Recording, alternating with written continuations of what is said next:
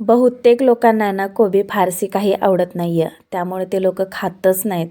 मग जर का तुम्ही अशा पद्धतीने कोबीची वेगळी रेसिपी ट्राय केली ना, तर खरंच खूप आवडीने खातील बरं का. आणि खायलासुद्धा जबरदस्त आहे. तर नमस्कार मंडळी, मी रोहिणी आणि आज आपण आपल्या चॅनलवरती खमंग, कुरकुरीत आणि चविष्ट अशी कोबीची वडी बनवणार आहोत. सर्वात अगोदर आपल्याला लागणार आहे कोबी आणि तोही फ्रेश निवडायचा आहे बरं का. जर का तुम्ही 2 ते 3 दिवसाचा कोबी जर निवडला ना, तर कोबीचा असा उग्र वास येतो.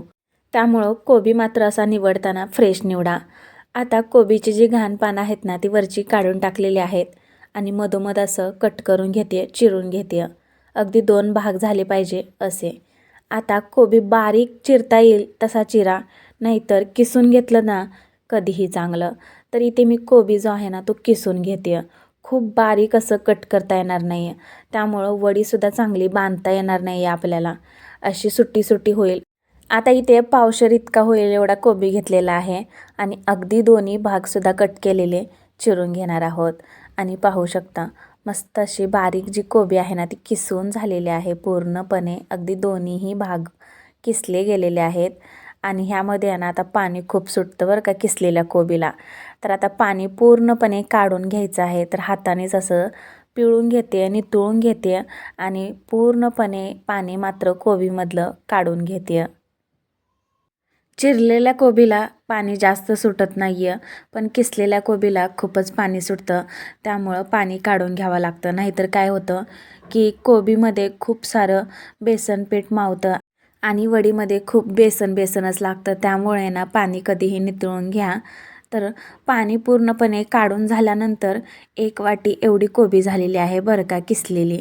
तर 1 वाटी किसलेल्या कोबीसाठी अगदी अर्धी वाटीच्या पण थोडंसं म्हणजे पाऊण वाटी असं प्रमाण घेतलेलं आहे. आणि आता 2 ते 3 चम्मच बारीक रवा टाकायचा आहे. जर रवा नसेल तर तांदळाचं पीठसुद्धा वापरू शकता किंवा तांदळाचं पीठ नसेल तर रवा वापरू शकता. तर रवा 3 चमचे टाकलेला आहे. आता टाकूया आलं आणि लसूणची पेस्ट. त्याचबरोबर हिरवी मिरची बारीक केलेली आहे. हळद पावडर टाकूया, थोडीशी जिरा पावडर, लाल मिरची पावडर थोडीशी टाकलेली आहे, कारण हिरवी मिरचीसुद्धा बारीक करून टाकलेली आहे. त्यामुळं हातावरती क्रश करून ओवा टाकलेला आहे. चवीनुसार मीठ टाकूया. सोबतच खूप सारी तीळ टाकलेली आहे आणि आता सर्वात शेवटी टाकायची आहे बारीक चिरून खूप सारी कोथिंबीर. आता मिश्रणामध्ये आधीच खूप काहीसं पाणी टाकू नका. कोबीला अगोदरच पाणी आहे, ओलावा असतो. त्यामुळे ना मिश्रणामध्ये पाणी टाकायची गरजच नाही आहे. हलक्या हाताने असेच मळून घ्या. मळलंसुद्धा जाईल बरं का. जर गरजच वाटल्यास 1-2 चमचे पाणी वाढवा, नसेल तर काहीच हरकत नाही, असंच मळून घेऊ शकता.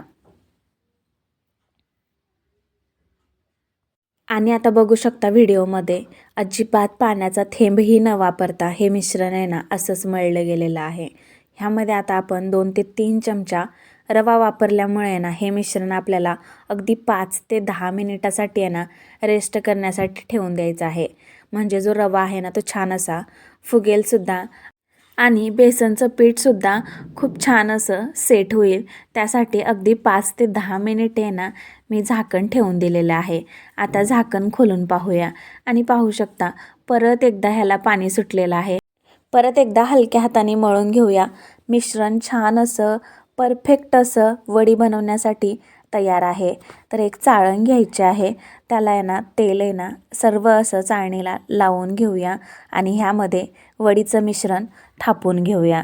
अगदी तुम्ही अशा पिठळाच्या सुरळ्या सुद्धा करून ठेवू शकता. जसे आपण कोथिंबीर वडीला वगैरे करतो ना, सेम त्या पद्धतीने जर केलं ना तरीही चालतं. पण इथं हे जे मिश्रण आहे ना ते मी असं पूर्ण चाळणीमध्ये आहे ना पसरवून घेते. म्हणजे हव्या तशा आकाराच्या, हव्या तशा तुम्हाला वडी पाडता येईल. तर त्यासाठी असं मिश्रण पसरवून घेतलेलं आहे. सर्वात शेवटी ह्यावरती टाकायची आहे खूप सारी तीळ. मस्त लागते ही, एकदम कुरकुरीत होते वडी.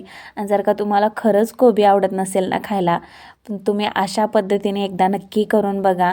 तुमच्या घरचेसुद्धा नक्कीच खुश होतील आणि घरच्यांना तर फार फार आवडतील ह्या वड्या. आता पाहू शकता वडीचं मिश्रण छान असं चाळणीमध्ये थापून झालेलं आहे. तर टाकूया यामध्ये खूप सारी तीळ आणि ही वडी अगदी 15 ते 20 मिनिटासाठी आहे ना स्टीम करून घ्यायची आहे. तर एका साईडला आहे ना पातेल्यामध्ये पाणी गरम करायला ठेवलेलं आहे. पाणीसुद्धा गरम झालेलं आहे. अगदी उकळी येऊन द्यायची आहे पाण्याला, त्यामुळं वडी आहे ना लवकर स्टीम होईल. तर त्यासाठी आता चाळणी ठेवूया, ह्यावरती झाकण ठेवूया आणि अगदी 15 ते 20 मिनिटासाठी आहे ना वाफ देऊन घेऊया. शिजायला ठेवल्यानंतर मी अधूनमधून वगैरे 1-2 वेळेस चेक करून पाहिलं बरं का वडी शिजली की नाही. आता कसं ओळखायचं वडी शिजली हे मी तुम्हाला थोडक्यात सांगते. वडीमध्ये टूथपिक किंवा चाकूचा टोक जो आहे ना तो घातल्यावर तो अगदी स्वच्छ असा बाहेर यायला पाहिजे.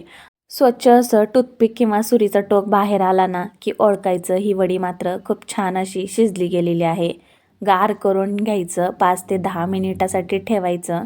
गार झाल्यानंतर वड्या कापून घ्यायच्या, म्हणजे खूप छान वड्या पडल्या जातील. तर आता आहे ना गार झाल्यानंतर वड्या कापून घेते सुरीच्या साहाय्यानं. हवा तसा आकार द्या, छोट्या साईजमध्ये किंवा मोठ्या साईजमध्ये. अगदी इझिली कट होतात आणि इझिली निघतात सुद्धा ह्या वड्या. अगदी सुरेख होतात. अगदी अचूक अशी रेसिपी मी तुमच्यासोबत शेअर केलेली आहे.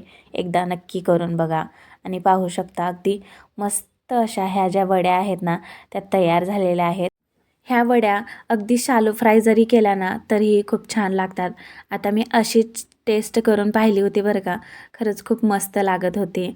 कमी तेलामध्ये सुद्धा ह्या वड्या आपण भाजून घेऊ शकतो किंवा डीप फ्रायसुद्धा करू शकतो. तर एका साईडला आहे ना तेल गरम करायला ठेवलेलं आहे. तेल हलकंसं गरम असावं, खूप काहीसं नको. यानंतर वड्या एक एक करून तेलामध्ये सोडून देऊया.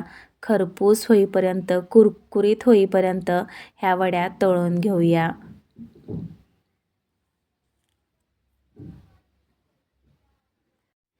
कुरकुरीत अशी ही कोबीची वडी कशी वाटली मला नक्की कमेंट्स करून सांगा. जर माझ्या रेसिपीज तुम्हाला पाहायला आवडत असतील ना तर लाईक करा, शेअर करा आणि अशाच नवनवीन रेसिपी पाहण्यासाठी आहे ना आपल्या चॅनलला नक्की सबस्क्राईब करा. तर पाहू शकता अगदी कलर चेंज झालेला आहे वड्यांचा, सोनेरी कलर येतो आणि हा अजिबात तेलकटसुद्धा होत नाहीत बरं का. आणि तेल शांत झालेलं आहे आणि मस्त अशा वड्या ज्या आहेत ना त्या कुरकुरीत अशा आपण काढून घेऊया. जर सॉससोबत खाल्लं तरीही खूप छान लागतं. संध्याकाळच्या चहाच्या सोबत जरी खाल्लं ना तरीही मजा दुप्पट आहे.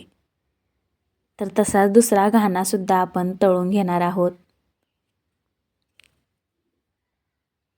तर एक एक करून वडी जी आहे ना ती तेलामध्ये सोडून देऊया आणि ह्या वड्यासुद्धा अगदी दोन्ही बाजूनी मस्त अशा खरपूस कुरकुरीत खमंग चविष्ट होईपर्यंत आहे ना भाजून घेऊया.